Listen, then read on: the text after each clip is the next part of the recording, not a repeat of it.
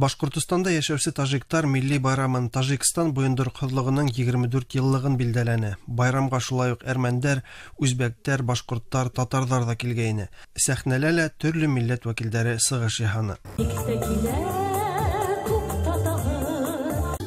Но все-таки это праздник друзей мы называем. Почему? Потому что мы в 92 году, когда нам, таджикам, было плохо, мы приехали сюда, прибегали, можно сказать, сюда. Но вот сегодня живем в Республике Башкортостан, городе Уфа. Всегда в этой земле хотим, чтобы был мира, спокойствия, братства, равенства. Башкортостанда әле 4000 самаһы тажик яшәй. Уларның күбеһе Россия ватандашы. Төзелеш, сауда тармагында, авыл хуҗалыгында эшләйләр. Буендыркылык көнен тажиктар милли аш-шоу әзерләп үткәрде.